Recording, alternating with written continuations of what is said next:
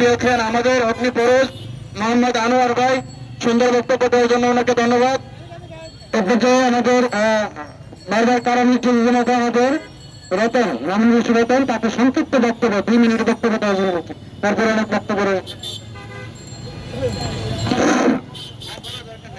বিসমিল্লাহির রহমানির রহিম।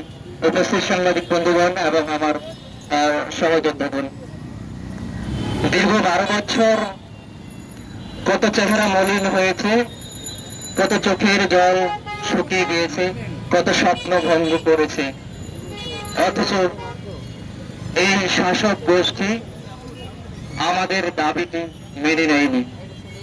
অথচ এটি 100% একটি যৌক্তিক দাবি। যদি এটি 100% যৌক্তিক দাবি না হইতো, তো সার্কভুক্ত 162 বিশ্বের 162টা দেশে সর্বনিম্ন চাকরি আবেদন বয়সীমা 35 হতো না। এটি যদি যৌক্তিক না হতো, মাননীয় শিক্ষামন্ত্রী এটি বাস্তবায়নের জন্য জনপ্রশাসন মন্ত্রণালয় বরাবর চিঠি পাঠিয়ে না। এটি যদি যৌক্তিক না হতো, এ পর্যন্ত 75 বার মহান জাতীয় সংসদে উপস্থাপন হতো না। এটি যদি যৌক্তিক না হতো, তাহলে মহান জাতীয় সংসদের 40 জন এমপি মন্ত্রী এটি সুপারিশ করতো না। কিন্তু এত যৌক্তিকতা থাকা সত্ত্বেও আমাদের দাবিটি এ পর্যন্ত বাস্তবায়ন হয়নি। প্রিয় বন্ধুগণ, আপনারা জানেন গত 11 মে আমাদের একটি বিশাল শিক্ষার্থী সমাগম ছিল দাবিটি দ্রুত বাস্তবায়নের জন্য, এবং আমাদের উপর যে মিথ্যা মামলাগুলো দেওয়া হয়েছিল এর প্রত্যাহারের জন্য আমাদের একটি শান্তিপূর্ণ শিক্ষার্থী সমাগম ছিল। উক্ত শান্তিপূর্ণ শিক্ষার্থী সমাগম থেকে আমাদের প্রিয় সহযোদ্ধাদের 13 জন ভাই বোনদের, আমি সহ 13 জন ভাই বোনদেরকে গ্রেপ্তার করছে। আমরা বলেছি গ্রেপ্তার করছেন ঠিক আছে, আমাদের মামলা দেওয়ার দরকার নাই, আমরা সবাই সাধারণ শিক্ষার্থী, আমাদের পরীক্ষা আছে, আমাদের ভাইবা আছে, আপনারা আমাদের মুক্ত করে দিন। কিন্তু তারা আমাদের কথা শুনেনি।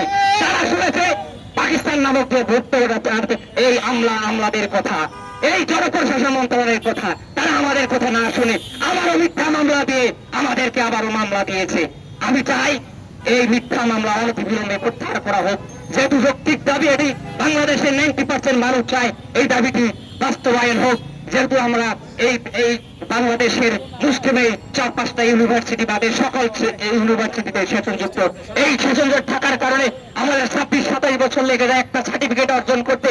সেই সার্টিফিকেটটা রাষ্ট্র 30-এ ইনভ্যালিড করে দেয়। 30-এর পরে আমরা কোনো কাজে লাগাতে পারি না। আমরা রাষ্ট্রের কাছে কোনো চাকরি চাইনি, আমরা চেয়েছি সুযোগ, আমরা চেয়েছি সুযোগ, আমরা চাকরি চাইনি, আমরা কোনো ভাতা চাইনি, আমরা চেয়েছি একটা গণতান্ত্রিক রাষ্ট্রে, একটা স্বাধীন রাষ্ট্রে আমরা একটু সুযোগ চাওয়ার অধিকার রাখি কিনা আপনাদের কাছে আমার প্রশ্ন। আমরা এই সুযোগটুকু চেয়েছি, কিন্তু এই সুযোগটুকু রাষ্ট্র না দিয়ে বারবার এই সাধারণ শিক্ষার্থীদের নামে মিথ্যা মামলা দিয়েছে।